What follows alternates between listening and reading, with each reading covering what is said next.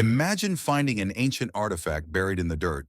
You'd almost certainly be taken aback by it, unless by any chance you're an archaeologist, in which case you're probably used to that sort of thing. But even for archaeologists, there are some discoveries that make them stop in their tracks and say, wow, we've got plenty of discoveries like that for you in this video, so let's get started.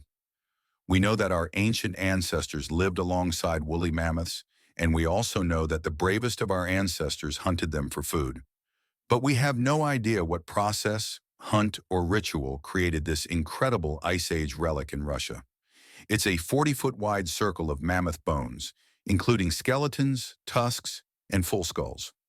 All of them were brought to this location deliberately and arranged in this way.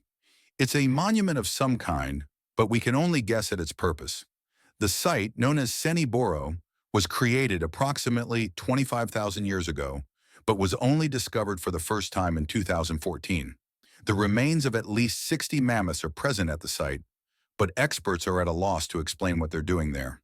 Their best guess so far is that the carcasses of captured mammoths were placed here in the permafrost to preserve the meat, like a gigantic freezer unit. That's plausible, but it doesn't explain why the hunter-gatherers took such care to lay them down in the formation of a 2-foot-high ring.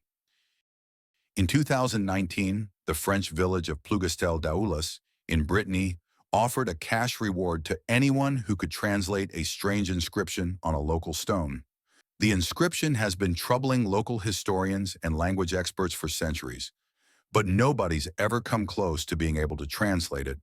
That's surprising when you consider that the inscription is short and comes with illustrations, including a boat.